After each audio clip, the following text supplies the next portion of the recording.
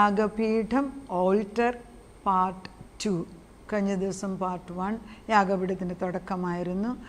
കർത്താവ് തന്നെയാണ് തന്നെ സൃഷ്ടിച്ച മക്കളുമായിട്ടുള്ള ബന്ധം എന്നേക്കും നിലനിൽക്കാൻ ആഗ്രഹിച്ചു. എങ്കിലും പാപം മൂലം ആത്മാവ് നഷ്ടപ്പെട്ടതായപ്പോൾ ദൈവം ആത്മാവാകിയാൽ ദൈവത്തിന് നമ്മളുമായിട്ടുള്ള ബന്ധം നഷ്ടപ്പെട്ടു. ആത്മാവില്ലാത്ത മനുഷ്യനോട് ദൈവം ആത്മാവുള്ള എങ്ങനെ പെട്ടു? വളരെ സങ്കടകരമായ. അങ്ങനെ ദൈവത്തിൻ്റെ ആത്മാവ് നഷ്ടപ്പെട്ട നാൾ തൊട്ട് നമ്മളിൽ പാപത്തിൻ്റെ സ്വഭാവങ്ങൾ വർദ്ധിക്കാൻ തുടങ്ങി. പാപം വർദ്ധിക്കാൻ പറഞ്ഞാൽ പാപം പെരുകുന്നതിന് അളവില്ല. അങ്ങനെ ആദ്യകാലത്ത് ദൈവത്തിൻ്റെ സമയം നോക്കുമ്പം പീരിയഡ് ഓഫ് ഇന്നസെൻസ് ആണ്. അന്ന് മനസ്സാക്ഷിക്കുത്തൊന്നുമല്ല, നമുക്കൊരു ഇന്നസെൻറ്റ് സ്റ്റേജാണ്. അപ്പനും കൊച്ചുമക്കൾ 4 വയസ്സുള്ള മക്കൾ അപ്പൻ്റെ മടിയിൽ കയറിയിരിക്കും, നമ്മൾ സംസാരിക്കും, വർത്തമാനം പറയും. കുറച്ച് കഴിയുമ്പോൾ നമ്മൾ അവിടെ ഓടി നടക്കും. ആ ഒരു സ്റ്റേജ് ഇന്നസെൻസ് എന്ന് പറയുന്നത്. അവിടെ കളങ്കമില്ല. പക്ഷെ അത് കഴിയുമ്പോൾ മനസ്സാക്ഷിയാണ്. നമ്മുടെ മനസ്സാക്ഷിക്കകത്തൊരു കറക്റ്റോ ശരിയോ തെറ്റോ എന്നുള്ള ബോധം.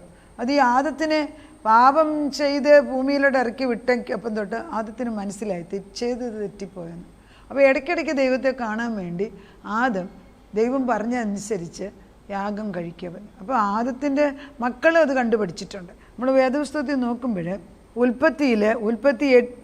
ഉൽപ്പത്തി ആദ്യ ഭാഗത്ത് കയീനും ആബേലും കൂടെ യാഗവസ്തു കൊണ്ട് കൊടുക്കുന്നത് കാണാം.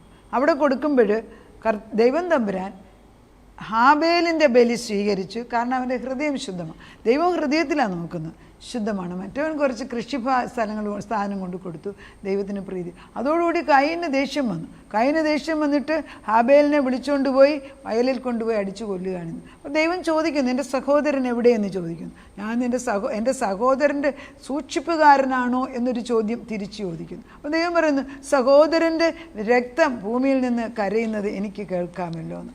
അതാണ് വളരെ വളരെ വളരെ ദുഃഖകരമായ അവസ്ഥയാണ്. ദൈവം മനുഷ്യനെ സൃഷ്ടിച്ചിട്ട് കയീൻ്റെ കോപം ഉണ്ടായത് പാപം. ഈ ജലസി അവിടെ തുടങ്ങിയതുണ്ട്. ഈ ജലസി ഒരു വലിയ പാമ്പാണ്. അത് ഏറ്റവും കൂടുതൽ വിശ്വാസികളിൽ തന്നെയാണ് ഞാൻ കാണുന്നത്.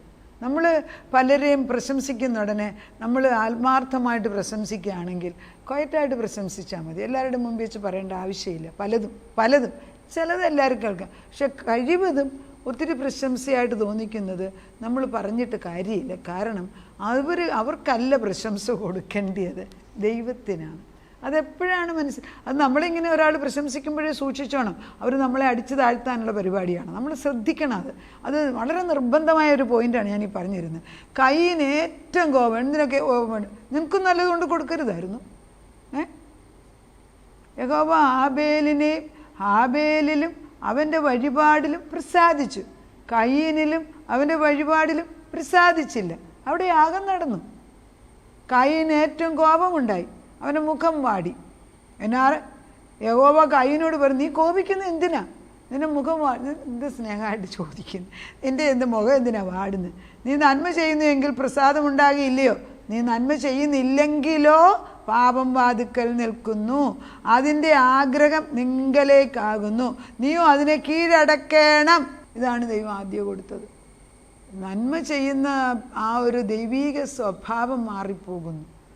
അതാണ് ആത്മാവില്ലാത്തപ്പം സംഭവിക്കുന്നത്. നമ്മൾ ഈ ശൗലിൻ്റെയും ദാവീദിൻ്റെയും കാര്യത്തിൽ ദൈവത്തിന് ആ സമയത്തൊരു രാജാവിനെ കൊടുക്കാൻ ആഗ്രഹമില്ലായിരുന്നു. കാരണം ദൈവം തന്നെ രാജാവും പുരോഹിതനും എല്ലാമായിട്ട് ദൈവം ആഗ്രഹിച്ചത്. അതാണ് ദൈവത്തിൻ്റെ ആഗ്രഹം. പക്ഷേ മനുഷ്യൻ മറ്റു രാജാക്കന്മാരെ പോലെ ഞങ്ങൾക്കും രാജാവ് വേണമെന്ന് ബഹളം വെച്ചപ്പം സമൂഹൽ പ്രവാചകനെ കൊണ്ട് ആയിക്കോട്ടെ എന്നും പറഞ്ഞ് ശൗലിനെ പിടിച്ചാക്കുക. ശൗല് ദൈവത്തിന് ആഗ്രഹമുള്ള വ്യക്തിയല്ലായിരുന്നു. മനുഷ്യൻ്റെ നിർബന്ധം മൂലം ആക്കി കൊടുത്തു. എന്ത് സംഭവിച്ചു? 40 വർഷം രാജാവായിട്ട് വാണെങ്കിലും 2 വർഷമേ ദൈവീക അനുസരണത്തിൽ വാഴൂ. ബാക്കി 38 വർഷം 0.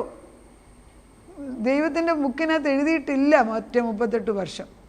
അപ്പോൾ നമ്മൾ ഓർക്കേണ്ടത് എന്തൊക്കെ നമ്മൾ ശരിയാണ്, രാജകീയ പദവിയാണ്, രാജാവാണ്, 40 വർഷം രാജാവ്. ദൈവസന്നിധി 2 വർഷമേ എഴുതിയിട്ടുള്ളൂ. അതുപോലെ ആകരുത്.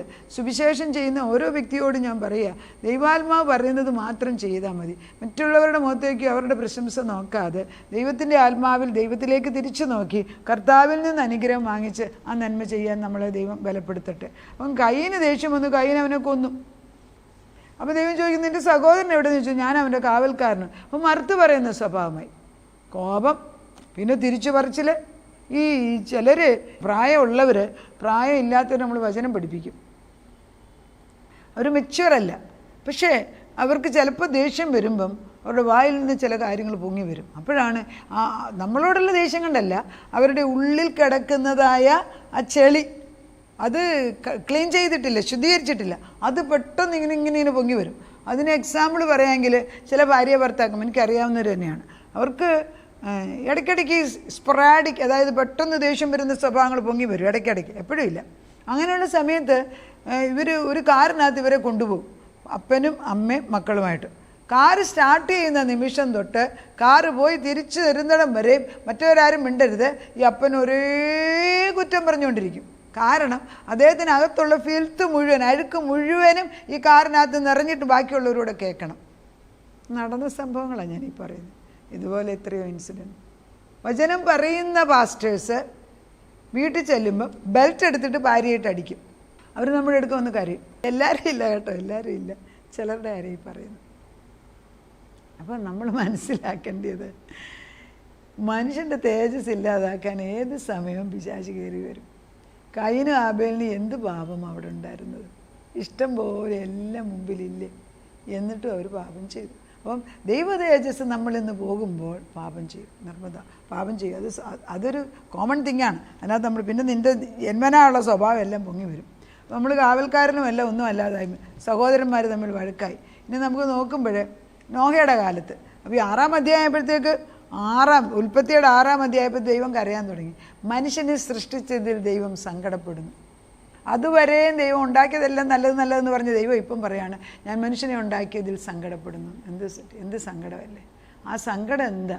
ദൈവത്തിൽ നിന്ന് അകന്നു പോയിട്ട് ദൈവം ആരെന്ന് പോലും അറിയാം. നമ്മുടെ മക്കൾ നമ്മളോട് കുറച്ച് ദിവസം ഉണ്ടായിരിക്കും, പിന്നെ നമ്മളെ അറിയാത്ത പോലെ അങ്ങ് മാറിപ്പോകും. എന്താ? പിശാചിൻ്റെ വല. അതാവേ നിൻ്റെ വലയിട്ട് എവിടം വരെ പോകാനും, ഭൂമിയുടെ അങ്ങേയറ്റം വരെ പോയാലും നിൻ്റെ കൈ എത്താത്തതുകൊണ്ട് നിൻ്റെ ശാശ്വത ഭുജം അവിടെ ചെന്ന് അവരെ തിരിച്ചു കൊണ്ടുവരുന്നതായിട്ട് ഞങ്ങൾ ആത്മാവിൽ കാണുന്നു. പ്രാർത്ഥനയാണ്, കർത്താവിനോട് യാചിക്കുകയാണ്, ഈ ജീവനുള്ള ദൈവത്തോട് പറയുകയാണ്. അങ്ങനെ വിടാനൊക്കത്തില്ലല്ലോ. ഭർത്താവ് ഹാബേലിൻ്റെ കാര്യത്തിൽ ദൈവം ഇടപെട്ടത്, ഹാബേലിൻ്റെ രക്തം ഇന്നും ഭൂമിയിൽ പ്രതികാരത്തിന് വേണ്ടി ചെയ്യുന്നതാണ്. ക്രിസ്തുവിൻ്റെ രക്തം അതല്ല ചെയ്യുന്നത്. അതും ഒരു വലിയ ഭാഗ്യം. നമ്മൾ മനസ്സിലാക്കേണ്ടത് യാഗപീഠം നമ്മളാണ് ഉണ്ടാക്കി വെച്ചത്, ദൈവത്തിൻ്റെ ആഗ്രഹമല്ല. പാപം ചെയ്തോടെ ഇത് സംഭവിച്ചു. യാഗപീഠത്തിൻ്റെ കൊമ്പുകളോളം യാഗപശുവിനെ കയറുകൊണ്ട് കെട്ടേണ്ട അവസ്ഥ ഉണ്ടാക്കിയത് നമ്മളാണ്. നമ്മൾ നോഹയുടെ കാലത്ത്, നോഹ വെള്ളപ്പൊക്കം കഴിയുന്ന സമയത്ത് ഉടനെ തന്നെ നോഹ മൃഗങ്ങളിൽ ശുദ്ധിയുള്ള മൃഗങ്ങളെടുത്ത് നോഹ ഒരു ഓൾട്ടർ ഉണ്ടാക്കിയെന്ന് പറയുന്നു. അത് ഏകദേശം 8:20 ഉൽപ്പത്തി 8:20 ഇങ്ങനെ വായിക്കുന്നു. നോഹ യഹോവയ്ക്ക് ഒരു യാഗപീഠം പണിതു, ശുദ്ധിയുള്ള സകല മൃഗങ്ങളിലും ശുദ്ധിയുള്ള എല്ലാ പറവുകളിലും ചിലത് എടുത്ത് യാഗപീഠത്തിന്മേൽ ഹോമയാഗം കഴിച്ചു. എന്തൊരു സംഭവിച്ചു? യഹോവ സൗരഭ്യം. ഈ മൃഗങ്ങളെ കത്തിക്കുമ്പം മണമൊന്നുമല്ല, നാറ്റമാണ്. പക്ഷേ ഇവിടെ എഴുതിയിരിക്കുന്നത് ഈ ഹൃദയങ്ങളെ നോക്കുന്ന ദൈവം നോഹയുടെ പ്രവൃത്തിയിൽ ഇഷ്ടമായിട്ട് യഹോവ സൗരഭ്യവാസന മണത്തപ്പോൾ, അതായത് ദൈവത്തെ ഓർത്തു, അതുകൊണ്ട് അത് സൗരഭ്യവാസന മണത്തപ്പോൾ യഹോവ തൻ്റെ ഹൃദയത്തിൽ അരുളി ചെയ്തത്, ഞാൻ മനുഷ്യൻ്റെ നിമിത്തം ഇനി ഭൂമിയെ ശപിക്കുകയില്ല. ആ മനുഷ്യൻ്റെ പ്രവൃത്തി കണ്ടാൽ അറിയാതെ ശപിക്കും, പക്ഷേ ഇനി ഞാൻ ചെയ്യത്തില്ല. മനുഷ്യൻ്റെ മനോനിരൂപണം ബാല്യം മുതലേ ദോഷമുള്ളതാകുന്നു. ഞാൻ ചെയ്തതുപോലെ സകല ജീവികളെ ഇനി നശിപ്പിക്കുകയില്ല. ഭൂമിയുള്ള കാലത്തോളം വിതയും കൊയ്ത്തും ശീതവും ഉഷ്ണവും വേനലും വർഷവും രാവും പകലും നിന്നു പോകയില്ല. അതുകൊണ്ടാണ് ക്ലൈമറ്റ് ഇങ്ങനെ മാറിയാലും ഭൂമി ഇന്നും നിലനിൽക്കുന്നു, വെള്ളത്തിനടിയിലാകുന്നില്ല, തീ കൊണ്ട് നശിച്ചു പോകുന്നില്ല. ഞാൻ ഇനി അവരെ ഇപ്പം നശിപ്പിക്കുന്നില്ലെന്ന് അന്ന് വാഗ്ദത്തം ചെയ്തു. എപ്പോഴാണ്? ഒരു യാഗപീഠത്തിൻ്റെ മേൽ മൃഗങ്ങളെ വെച്ച് യാഗം കൊടുത്തപ്പോൾ ദൈവത്തിൻ്റെ മനസ്സലിഞ്ഞു. അപ്പോൾ യാഗപീഠം ദൈവത്തിൻ്റെ മുമ്പിൽ യാഗവസ്തുവാക്കി വെക്കുമ്പോൾ കർത്താവിന് മനസ്സലിയുന്നു എന്നുള്ളതിന് സംശയമില്ല. ആദം പറഞ്ഞു കൊടുത്ത് കാണും പിന്നെ കയീനോടും ഹാബേലിനോടും. അതേപോലെ തന്നെയാണ് ഇപ്പം നോഹയ്ക്കും പരിശുദ്ധ ദൈവം തന്നെ പറഞ്ഞു കൊടുക്കും, കർത്താവ് പറഞ്ഞു കൊടുക്കുന്നു. 12-ാം അധ്യായത്തിൽ അബ്രഹാം ഓൾട്ടർ ഉണ്ടാക്കുന്നുണ്ട്. ഉൽപ്പത്തി 12:7 പറയുന്നു, ദൈവം തമ്പുരാൻ ഓൾട്ടർ ഉണ്ടാക്കാനായിട്ട് ദൈവം അബ്രഹാമിനോട് തന്നെ പറഞ്ഞ് അബ്രഹാം ചെയ്യുന്ന കാര്യമാണ്. 7 യഹോവ അബ്രഹാമിന് പ്രത്യക്ഷനായി, നിന്റെ സന്തതിക്ക് ഞാൻ ഈ ദേശം കൊടുക്കുമെന്ന് അരുളി ചെയ്തു. തനിക്ക് പ്രത്യക്ഷനായ യഹോവയ്ക്ക് അവൻ അവിടെ ഒരു യാഗപീഠം പണിതു. അവിടെ നിർത്താം. അപ്പോൾ അബ്രഹാമും യാഗപീഠം പണിതു. 13:18 ഇതുപോലെ തന്നെയാണ് അബ്രഹാം യാഗപീഠം പണിതു. അപ്പോൾ അബ്രഹാം കൂടാരം നീക്കി ഹെബ്രോനിൽ മമ്രയുടെ തോപ്പിൽ വന്ന് പാർത്തു. അവിടെ യഹോവയ്ക്ക് ഒരു യാഗപീഠം പണിതു. അപ്പം നമുക്ക് ദൈവത്തിൻ്റെ മക്കളാകുന്ന പൂർവ്വപിതാക്കന്മാർ എവിടെയെല്ലാം ചെന്ന് അവിടെയെല്ലാം യാഗപീഠം പണിതു. നമ്മളും യാഗപീഠം പണിയണോ? നമുക്കതിനെക്കുറിച്ച് ചിന്തിക്കാം, നമുക്ക് പ്രാർത്ഥിക്കാം. കർത്താവേ, നിൻ്റെ സന്നിധിയിലേക്ക് കടന്നു വരുമ്പോൾ ഞങ്ങളുടെ പാപങ്ങൾ, നഗ്നത നിൻ്റെ മുമ്പിൽ നിൽക്കുന്നുണ്ടെന്ന് ഞങ്ങൾക്ക് പറഞ്ഞു നോക്കത്തുള്ളൂ. നഗ്നത മറയ്ക്കാൻ ഞങ്ങൾ ഫിഗ് ലീഫ് വെച്ചോ, പണം കൊണ്ടോ, സ്വർണം കൊണ്ടോ, വീട് കൊണ്ടോ, കാറ് കൊണ്ടോ ഒന്നും മറയ്ക്കാനൊക്കത്തില്ല. നിൻ്റെ കണ്ണ് നോക്കുമ്പോൾ നമ്മുടെ തലമുറകൾ നഗ്നരായിട്ട് നടക്കുന്നു. ദൈവ തേജസ് മാറിപ്പോയിരിക്കുന്നു. കർത്താവേ, സാധ്യമായിട്ടൊന്നുമില്ലാത്തവനോ കരുണയുടെ ദൈവമേ, നിൻ്റെ പ്രകാശം ഇരുട്ടത്ത് വലിയ വെളിച്ചമായിട്ട് വന്നു. ആദി വചനമുണ്ടായിരുന്നു, വചനം ദൈവത്തോടു കൂടിയായിരുന്നു, വചനം ദൈവമായിരുന്നു എന്ന് പറയുന്ന സത്യമനുസരിച്ച് നിൻ്റെ പ്രകാശമാകുന്ന വചനം ഇരുട്ടത്തോട്ട് കടന്നു എന്ന് ബുദ്ധി തുറപ്പിച്ച് സുബോധത്തിൻ്റെ ആത്മാവിട്ട് നഗ്നനാണെന്ന് മനസ്സിലാക്കി പാപബോധം കൊടുത്ത് മക്കളെ തിരിച്ചു കൊണ്ടുവരണമേ. ഇന്ന ദിവസം ഇന്ന് സൂര്യൻ അസ്തമിക്കുന്നതിന് മുമ്പ് അത് ചെയ്യണം, ഇന്ന് ചെയ്യണം. യോശുവ പറഞ്ഞതുപോലെ ഇത് ആത്മീയ ഗോളത്തിൽ വചനം അയക്കുകയാണ്. വചനം അയച്ചാൽ പ്രവർത്തിച്ചിട്ടല്ലാതെ തിരിച്ചു വരത്തില്ല. ഈ വചനം ചെന്ന് ഇരുട്ടത്ത് സെല്ലിനകത്ത് പിശാചിട്ടിരിക്കുന്ന ഗുഹയ്ക്കകത്തുനിന്നും കർത്താവെ ആ വലിയ തുരങ്കത്തിനകത്തുനിന്നും ആ സെല്ലുകളിൽ നിന്നും ആ ജയിലറകളിൽ നിന്നും പിടിച്ചെടുത്തു കൊണ്ടുവരാൻ കഴിവുള്ള ദൈവശക്തി വചനം ചെന്നുകൊണ്ട് അതിൻ്റെ അഴികളെ കരിച്ചു കളഞ്ഞ് മക്കളെ പത്രോസിനെ കാരാഗ്രഹത്തിൽ നിന്ന് പുറത്തു കൊണ്ടുവരാൻ ഒരു ദൂതനെ അയച്ച പോലെ മക്കളെ അയപ്പിച്ച് കർത്താവിൻ്റെ ആത്മാവ് മക്കളിലേക്ക് അയച്ച് തിരിച്ചു കൊണ്ടുവരുന്നത് ഞങ്ങൾ കാണുന്നു. മക്കളെ തന്നെയല്ല, ചിലപ്പോൾ ഭർത്താക്കന്മാരായിരിക്കും, ഭാര്യമാരായിരിക്കും, മക്കളല്ല, പിന്നെ ചില സഹോദരന്മാരായിരിക്കാം. ആരുടെ ആത്മാവാണ് പിശാചിൻ്റെ ആധിപത്യം? ദൈവമേ, അബ്രഹാമിന് ലോത്തിന് വേണ്ടി യുദ്ധം ജയമെടുക്കാൻ നീ അവകാശം കൊടുത്തു. നമ്മൾ പ്രാർത്ഥിച്ചാൽ, പുതിയ നിയമകാലത്ത് നമ്മൾ പ്രാർത്ഥിച്ചാൽ അതിൽ കൂടുതൽ ചെയ്യുമല്ലോ നീ. അതുകൊണ്ട് തന്നെ വചനം അയച്ച് കാരാഗ്രഹത്തിലിരിക്കുന്ന, അതായത് കർത്താവ് ഇരുട്ടിൽ നടക്കുന്ന ജനം വലിയൊരു പ്രകാശങ്ങൾ, കാരാഗ്രഹത്തിലിരിക്കുന്ന മക്കളോട് പുറത്തു വാ എന്ന് പറഞ്ഞ് വാതിൽ തുറന്ന് അത് ഇരുമ്പോടാമ്പുകളെ ഖണ്ഡിച്ച് താമ്രവാതിലെ ഒട്ടച്ചു മാറ്റി മുൻപേ പോയി വഴിവെട്ടി തുറന്ന് കുഞ്ഞുങ്ങൾക്ക് സുബോധമിട്ട് നഗ്നരായവർ വസ്ത്രമെടുത്തുകൊണ്ട് തിരിച്ചു വരാനുള്ള നല്ല മനസ്സിനെ ഇട്ടുകൊടുക്കുന്നു. ഇത് പരിശുദ്ധാത്മാവ് ചെയ്യണം. വചനം അയച്ചാൽ പ്രവർത്തിക്കും.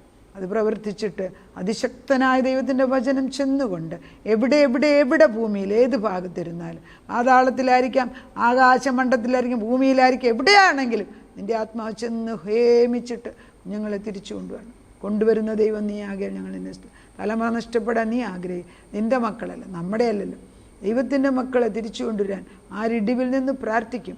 ദൈവമക്കൾ ആരെങ്കിലുമാണ് നഷ്ടപ്പെട്ട അനേക മക്കൾക്ക് ഈ വചനം കൊട്ടന്നു എന്നിട്ട് പരിശുദ്ധാത്മാവിൻ്റെ ആജ്ഞ പോലെ ഇത് കടന്നു എന്ന് ദൈവത്തിൻ്റെ ആത്മാവിൻ്റെ പ്രവർത്തനം നടന്നേ പറ്റും. ഈ ലോകത്തിലുള്ള സകല ശക്തികളെക്കാട്ടിലും വലിയവനായ ദൈവം പരിശുദ്ധാത്മാവാണ് നമ്മുടെ കൂടെ നിൽക്കുന്നത്. ആ പരിശുദ്ധാത്മ ക്രിയ ചെയ്ത് തിരിച്ചു വരട്ടെ. സത്യത്തിൻ്റെ ആത്മാവ് പ്രവർത്തിക്കാൻ പോയിരിക്കുന്നു. അത് പ്രവർത്തിച്ച് തിരിച്ചു വരുമ്പോൾ സന്തോഷത്തിൻ്റെയും ഉല്ലാസത്തിൻ്റെയും ആർഭാടത്തിൻ്റെയും സമാധാനത്തിൻ്റെയും സന്തോഷം ദൈവിക ഭവനത്തിൽ നീ ചെയ്തു തരുന്നതിന് നന്ദി പറയുന്നു. അവിടുന്ന് ഞങ്ങൾക്ക് വേണ്ടി ക്രൂശിൽ കയറിയത് ഇങ്ങനെയുള്ള കാര്യങ്ങൾ നേടിയെടുക്കാൻ അത് നീ ചെയ്തെടുത്തതിന് നന്ദി പറയുന്നു. പ്രാർത്ഥനയുടെ ഉത്തരം തന്ന ദൈവത്തിന് നന്ദി. യേശുക്രിസ്തുവിൻ്റെ പുണ്യനാമത്തിൽ തന്നെ ആമേൻ.